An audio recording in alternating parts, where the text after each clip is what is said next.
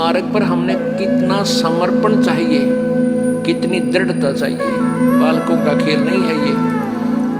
हम एक तो स्वार्थवश लगे रहे, दो चार काम हो गए, एक कार्य नहीं सरा तो मन में दोष आ जाता है, कोई लाभ नहीं हुआ। हमने टारगेट जो बना रखा होता है, अगर वो हो जाए तो हम समझते हैं भगवान ने ठाठ कर दिए। और हो सकता है जिस उद्देश्य से आप परमात्मा से डिमांड कर रहे हो और वो वस्तु आपके लिए आने वाले समय में आपके लिए हानिकारक हो, तो परमात्मा वो आपको देगा नहीं, वो नहीं देगा यदि आप भगवान से की शरण में हो। और आपको वो नहीं देगा क्योंकि मेरी आत्मा को ही बर्बाद कर देगा, लगे लगाए पौधे को नष्ट करेगा। और आप ये सोच लेते हो परमात्मा ने ये हमें लाभ क्यों नहीं दिया, और आप भगवान से दूर हो जाओगे तो आपका दुर्भाग्य होगा। इसलिए ये रह रह कर ज्ञान दिया जाता है कि आप रोगी हो और ये हॉस्पिटल है जन्म और मृत्यु के रोग को काटने वाला। ये वो दीर्घ रोग है जो ना ब्रह्मा से कट सकता, ब्रह्मा का अपना नहीं कटा। विष्णु जी को भी ये रोग है, ब्रह्मा जी को भी रोग है, विष्णु जी को भी मृत्यु का जन्म मृत्यु का रोग है। इस ब्रह्म को भी जन्म मृत्यु का रोग है, पर ब्रह्म को भी है। केवल एक परम अक्षर ब्रह्म है वो परमात्मा जो जन्म और मृत्यु के रोग को काट सकता है। और वो ये हॉस्पिटल है बरवाला आश्रम, सतलोक आश्रम बरवाला। यहाँ पर उस दीर्घ रोग का ऑपरेशन होता है। अब सच परमात्मा के दरबार में आप आगे, जैसे आप हॉस्पिटल चले जाते हो, आज हॉस्पिटल में जाके आप डॉक्टर को अपना रोग बता देते हो, डॉक्टर अपनी जांच करके क्लियर कर लेता है कि हाँ आपको ये रोग है, फिर वो आप कहते हो जी ट्रीटमेंट कर दो। तो उसमें डॉक्टर आपका ट्रीटमेंट करता है, आपका जो है इलाज करता है, तो उसमें आपकी सलाह नहीं लेगा। वो अपने हिसाब से आपको इंजेक्शन लगाना, इंजेक्शन लगाएगा, ग्लूकोज लगानी है ग्लूकोज लगाएगा। और यदि ऐसी कोई स्थिति आ गई तो आपका ऑपरेशन भी करेगा। हाँ, इतना अवश्य बता देगा कि इसके ऑपरेशन की आवश्यकता पड़ेगी, बोल तरीके सलाह है। यदि आप कहोगे ऑपरेशन नहीं कराता तो जा अपने घर में मर, ऑब्जेक्शन है तो जा, फिर जाते मरेगा। तो ऐसे ही यहाँ आप आगे, और ये दास डॉक्टर है, परमात्मा कबीर जी की पावर से सारा काम होगा। तो आपको जैसा भी कुछ मिले, जैसा भी मालिक रखे, आपको नो ऑब्जेक्शन होना चाहिए। यानी जो रखे तू ही रहूं मेरा के सारा, खाने जाद खरीद हूँ गुलाम तुम्हारा। परमात्मा जैसे भी आपको रखे, अब चाहे आपको ये दिखे कि हमारे ये हानि होगी, नहीं, हानि नहीं, ना जाने के बड़ा कहर टाल दिया आपका, आप नहीं सोच सकते, आप बालक हो। एक 2000 10,000 रुपये की हानि में आपका 10 लाख का नुकसान टाल देगा परमात्मा। और आप ये सोचोगे कि हमें ये हानि नहीं होनी चाहिए थी, हमने नाम भी ले रखा है, तो ये आपकी गलती है। पुण्यात्माओं, परमात्मा कबीर देव जो है ये हमारे पाप कर्मों का नाश कर देता है।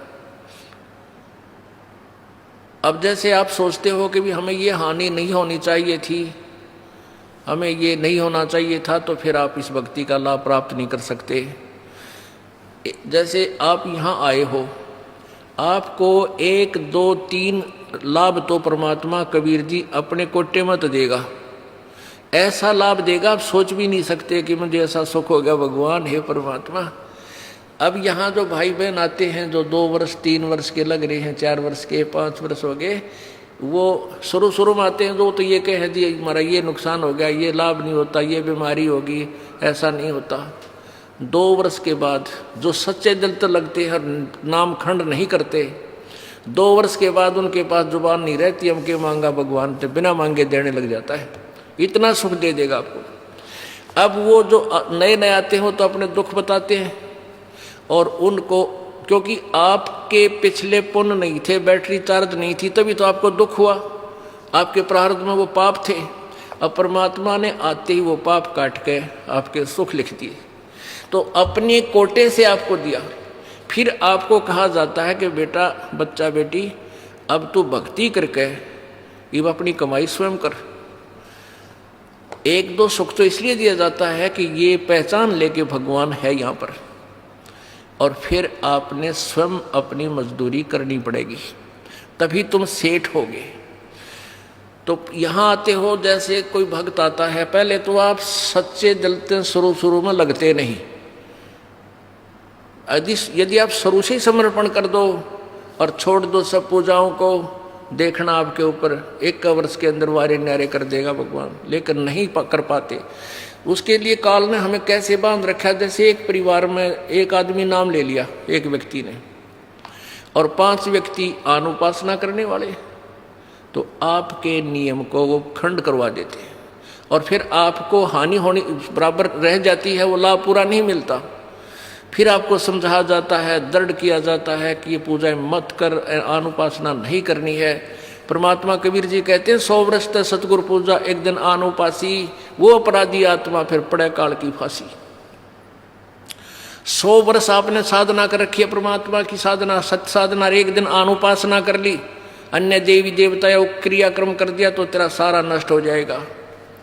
वो अपराधी आत्मा फिर पड़े काल की फांसी, यानी वो पिछला किया हुआ नष्ट नहीं होगा, लेकिन काल के जाल में फंस गया, नाम टूट गया, और काल फिर तेरे पिछले पुण्य के आधार पर तुझे नचाएगा, स्वर्ग में देवता बना देगा, ब्रह्मा विष्णु महेश बना देगा, पदवी दे देगा, फिर आपकी मलाई जो बैटरी डिस्चार्ज हो जाएगी, फिर गधे की योनि दे देगा, यानी काल की फांसी में फिर रह गया। तो ये साधनाएं आपने जो हम बताते हैं, शुरू में ही प्रारंभ से ही दृढ़ निश्चय करके आओ, और सब आप अनुपासना को और सब मर्यादा जो आप हमारे नियम को भंग करती हैं, इनको तुरंत त्याग दो, और फिर देखना। अब जैसे कोई भक्त आता है, अनजान जो ज्ञान नहीं समझ रहे, वो कहते हैं जी मेरे को ना 4 महीने हो गए नाम लिए ने, मेरे को 10 महीने हो गए और मुझे कोई लाभ नहीं हो पा रहा, मैंने पाठ भी करा दिया, ज्योति भी बोल दी। उसके 2 कारण हो सकते हैं। एक तो ये है कि आपने बीच में कोई नाम खंड किया हुआ है, या आपका नाम खंडित है। जब नाम कनेक्शन कट गया तो पावर आएगी नहीं, तो बिजली नहीं आएगी, तो आपके पंखे चले ना कूलर चले। दूसरा ये कारण हो सकता है कि आप जैसे सर्दियों के मौसम में आपने स्वेटर भी पहन रखी है, जूते भी पहन रखे, और फिर भी आपको सर्दी लग रही है, तो क्या कारण है कि सर्दी घनी है। सर्दी घनी है तो उसका क्या उपाय है कि जर्सी और पहन, और जर्सी से भी सर्दी लग रही है तो कंबल और ले।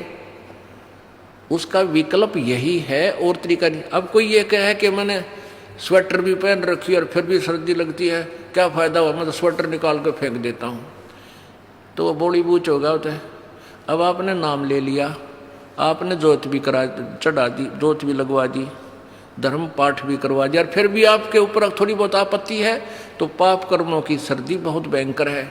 यदि देखो आपने कंबल ओढ़ लिया, कंबल ओढ़े हुए हो और फिर भी सर्दी लग रही है, तो क्या उस कंबल को फेंक देने से सर्दी खत्म हो जाएगी? नमूनिया होगा। कंबल ने जितना उसकी क्षमता थी उतना प्रोटेक्शन आपका कर रखा है। अगर ये कंबल भी ना होता इतनी सर्दी में तो नमूनिया हो जाता आपको। तो ऐसे ही आपके ऊपर पाप कर्मों की सर्दी घनी है, और इतना कुछ धर्म करने के बाद भी थोड़ा बहुत ठूं ठा की तरह हाथ पांव ठंडे हो रहे हैं, तो क्या नाम छोड़ देने से आपको लाभ हो जाएगा? वो नाम रूपी कंबल को फेंक देने से, धर्म रूपी कंबल को फेंक देने से आपको हानि होगी। उसका तरीका है कि और बढ़ा, रजाई ओढ़नी पड़े, रजाई ओढ़, और आग बाल कर सेंकना पड़े तो आग बाल कर, हाथ पैर सेंक कर अपना गर्मी प्राप्त कर। तो ऐसे ही इसी तरह धर्म और बढ़ा, पुण्य बढ़ा, पाठ और कर, जोत चढ़ा। जैसे एक टेबलेट थे, पेट का दर्द ठीक ना हुआ 2 ले, एक दिन बना हुआ तो लगातार 1-1 महीने भी गोलियां खानी पड़ जाती है, जब वो इलाज होगा उसी तरीके से। तो आपका जो ये पाप रूप कर्मी जो कर्म रूपी सर्दी से आप जो परेशान हैं, इसका यही तरीका है, और इसमें आपने पीछे नहीं हटना, आगे को बढ़ना चाहिए।